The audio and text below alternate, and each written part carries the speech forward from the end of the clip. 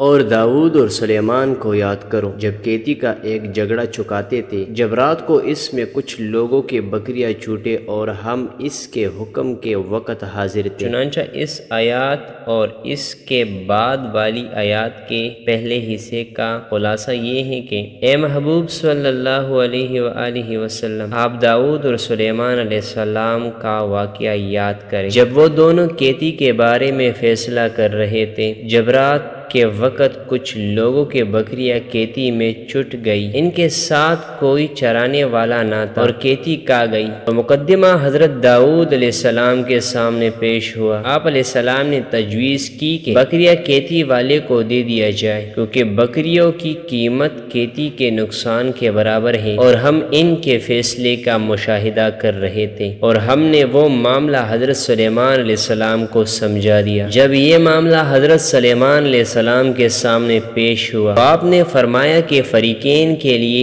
اس سے زیادہ آسانی کی شکل بھی ہو سکتی ہے۔ اس وقت حضرت سلیمان علیہ السلام کی عمر شریف 11 سال کی تھی۔ حضرت داؤد علیہ السلام نے سلیمان علیہ السلام سے فرمایا کہ وہ صورت بیان کرے۔ چنانچہ سلیمان علیہ السلام نے یہ تجویز پیش کی کہ بکری والا کاشت کرے، اور جب تک کیتی اس حال کو پہنچے جس حال میں بکریوں نے کھائی ہے، اس وقت تک کیتی والا بکریوں کے دودھ وغیرہ سے نفع اٹھائے۔ اس حالت پر پہنچ جانے کے بعد کیتی والے کو کیتی دے دیے جائے، بکری والے کو اس کی بکریاں واپس کر دی جائے۔ یہ تجویز حضرت داؤد علیہ السلام نے پسند فرمائی۔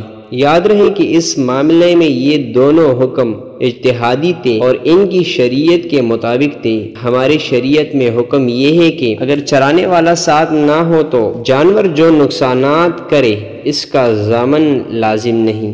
امام مجاہد رحمۃ اللہ علیہ کا قول ہے کہ حضرت داؤد علیہ السلام نے جو فیصلہ کیا تھا وہ اس مسئلے کا حکم تھا، اور سلیمان علیہ السلام نے جو تجویز فرمائی یہ صلح کی صورت تھی۔